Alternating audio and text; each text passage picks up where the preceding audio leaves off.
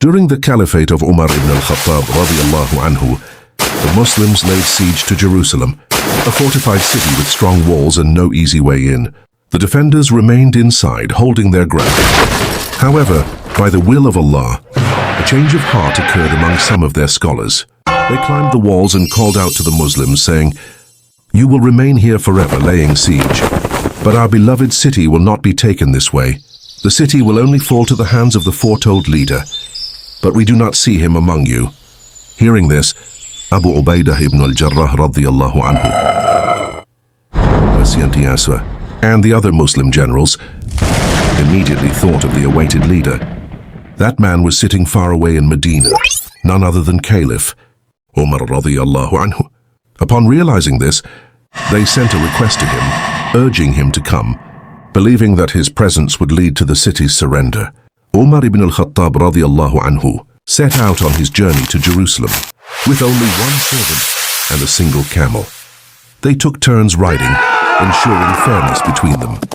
When they finally approached the city, it so happened that it was the servant's turn to ride, while Umar radiyallahu anhu walked ahead, holding the camel's reins. The people of Jerusalem, accustomed to seeing kings and rulers in splendid attire, were astonished as Umar radiyallahu anhu walked into the city with patched clothes and worn-out sandals.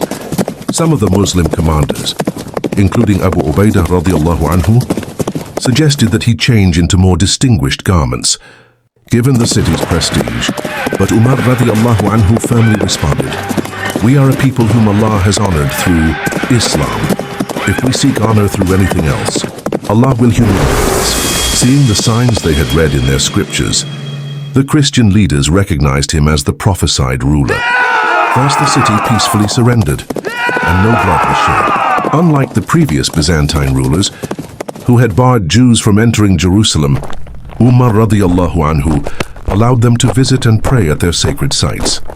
However, the agreement ensured that while they could visit, they were not to settle permanently in the city.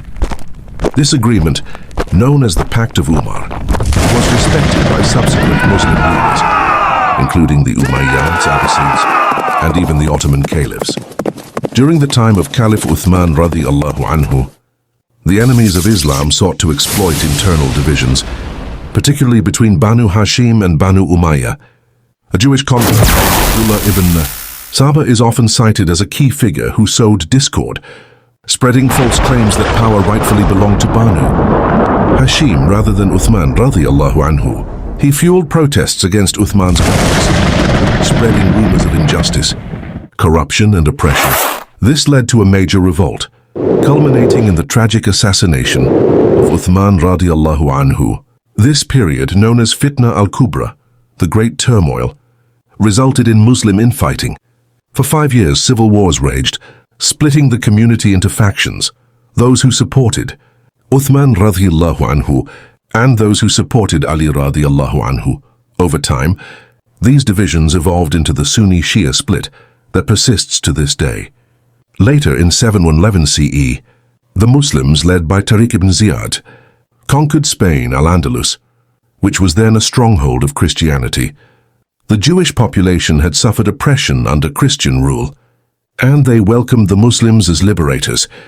The Muslims granted them protection, allowing them to flourish under Islamic rule.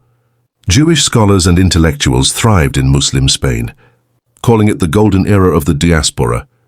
However, history repeated itself. Over time, internal divisions and foreign conspiracies weakened the Muslim rule. The Jewish elite, who had initially benefited from Muslim rule, later played a role in the downfall of Islamic Spain, aligning themselves with Christian forces during the Reconquista. During the golden age of Islamic civilization, cities like Córdoba, Toledo, and Granada became major centers of learning. European scholars from France, Germany, and Italy traveled there to study subjects such as medicine, philosophy, and astronomy. These Islamic institutions laid the foundation for the European Renaissance. However, once Christian forces expelled the Muslims from Spain, much of this knowledge was absorbed into the Western world, and Muslims were left weakened.